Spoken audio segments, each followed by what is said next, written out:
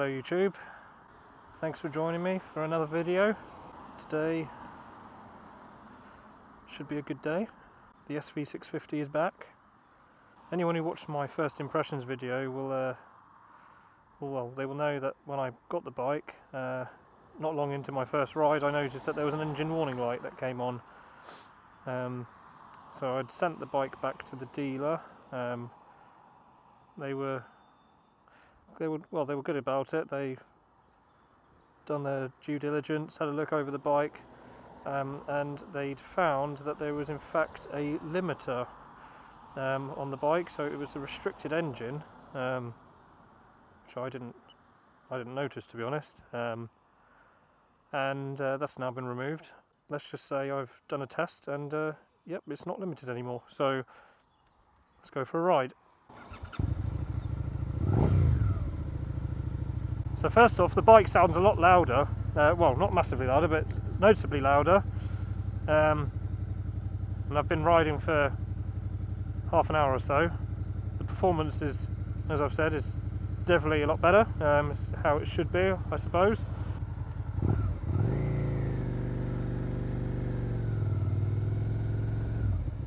It's noticeable straight away that actually there's a bit more power once you pull away.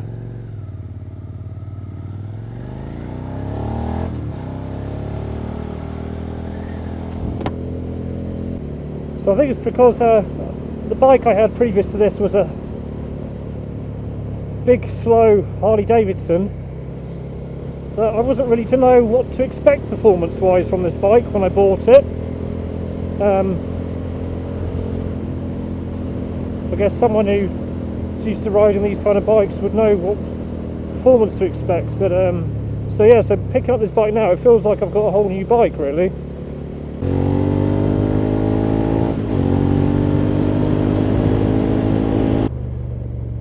In reality, this should in fact be my first impressions video, because I've now actually got a fully working SV650. It's a shame about the seat, that's still the same. Don't like that much.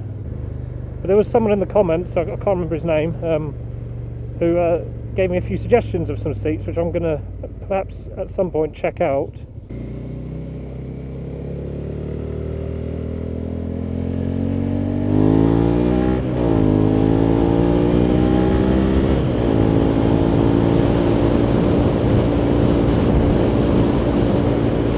Yeah, this bike definitely pulls a little bit quicker than it did before.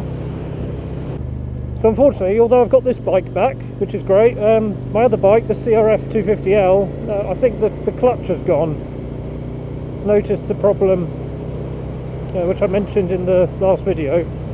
Done a bit more research, and it does appear that seems to be the issue.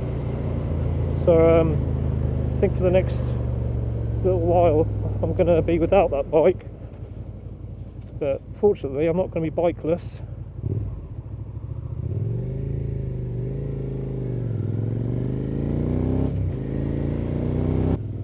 The difference between this bike now and how it was before is massive, really. It's almost embarrassing to have not known that it was restricted. But like I said, I had nothing to compare it to except a really slow bike, so maybe I can be forgiven, hopefully.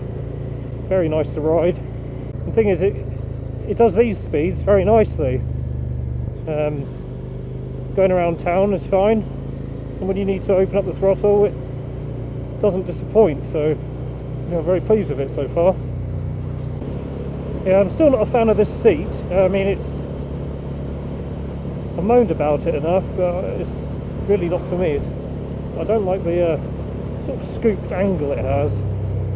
I mean, hopefully I'll get used to it. Well, it's so far so good. No engine light. Bike is running perfectly fine. I might just end the video here. It's really just a quick update, because I did have a couple of people asking me about the bike. Some others who, like me, were surprised at the issue, because part of the reason I bought was SV650 was because of its supposed reliability. And in fact, it turns out it wasn't Suzuki's fault, because somebody put a restrictor on the engine. Well, it was a restrictor that shouldn't have been there, because these bikes come if they're restricted, they come with a restricted ECU from the factory. So somebody put on a device which shouldn't have been there, it caused a malfunction. So it's not Suzuki's fault, and yeah, so my faith is restored so far. I'll keep you posted.